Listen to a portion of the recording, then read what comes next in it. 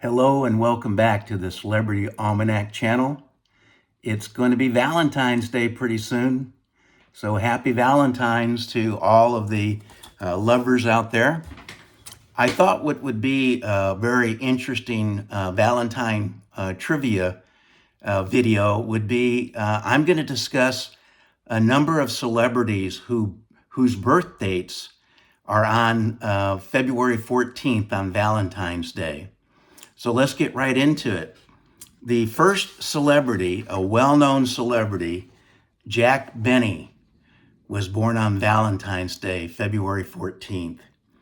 Some trivia about Jack is that his real name was Benjamin Kulbilsky, Kubelsky, Kulbilsky. And he was born in Chicago, Illinois. And of course, he was a very famous comedian, and he had two gags that he did throughout his career. One was that when asked, he was always 39 years old, no matter how old he was. And quite coincidentally, he wasn't 39 when he died. He was actually 80 when he died. The other gag was that he was notoriously thrifty, borderline cheap. So that was a theme throughout his comedic career, as well as the fact that he actually played the violin, and he would have that violin with him once in a while and ready to go into, a concerto with his violin. The next person on the list is Florence Henderson, and she was born in Dale, Indiana. And of course, she was famous for being the mother on the Brady Bunch television show. Next in the list is Gregory Hines. And Gregory was a fantastic dancer, primarily a tap dancer. And he was born in New York City. He played the role of Bojangles. And if you've ever heard the song Bojangles, you'll love it. It's quite a song about a gentleman that makes his living dancing, and unfortunately he drinks a lot, so he ends up in the county jail quite often. Gregory Hines, born on February 14th as well. Next is an interesting guy, Rob Thomas. Now, Rob was the lead singer for Matchbook 20. And he was born actually out of the country in Germany. And some trivia. Now remember, this is the trivia station. The Celebrity Almanac channel is the celebrity trivia channel. Do you know how they got their name for their band? Well, it's quite simple. There was a box of matches, and they decided that they would count the matches inside the box. And ever how many matches were in that box is what they would name their band. And there happened to be 20 matches in that box. So hence match box 20. Next on the list is a famous quarterback, Jim Kelly. And he was quarterback for the Buffalo Bills. And one of his distinctions is both good and bad.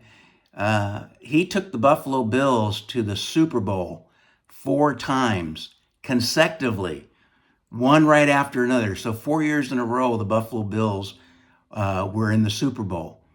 Unfortunately, the other side of that coin is they never won any one of those Super Bowls. The other thing about Jim that you should be aware of is that he was dealing with cancer ever since 2013.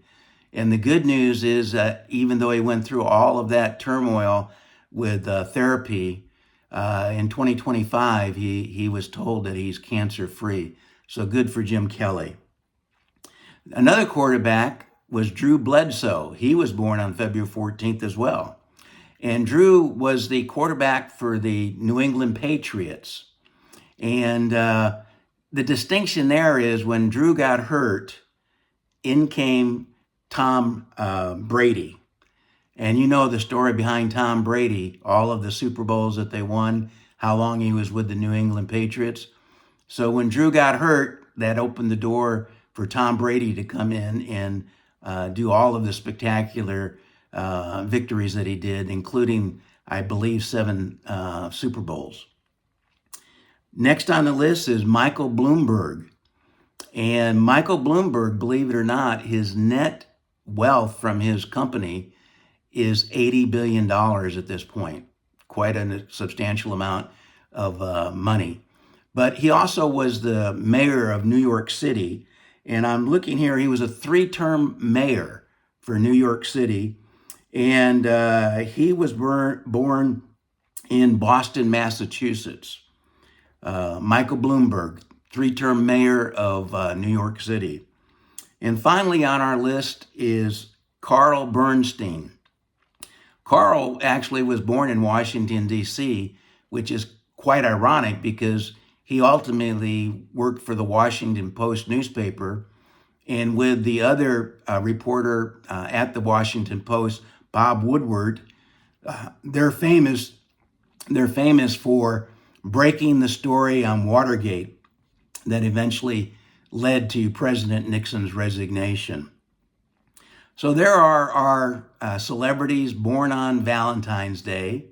I'm sure that was an interesting thing throughout their life and career to celebrate their birthdays on Valentine's Day.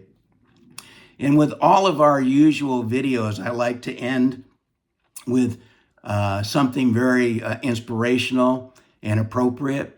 And today I would like to end with a poem that was written by my granddaughter, Brooke Lewis. And it's a very appropriate poem for Valentine's Day. A little bit about my granddaughter, Brooke. She'll be 13 very soon, so she's just on the cusp of being a teenager. She's very talented in both the visual and the performing arts. Like I said, she'll be 13 pretty soon, but in the last several years, she's appeared in a number of community theater, live theater plays. One was Pippin, where she had a very substantial part. So with that said, I want to now end the video with a poem from my granddaughter. The poem is titled Ghost and Their Dreams by Brooke Lewis. Ghosts, they whisper through the wind, telling you their secrets as through the air they spin. They seem to be everywhere and nowhere at all, scaring you with their eerie call. But sometimes ghosts are not all they seem. It's not to sip from a red mug or befriend a person as small as a bug.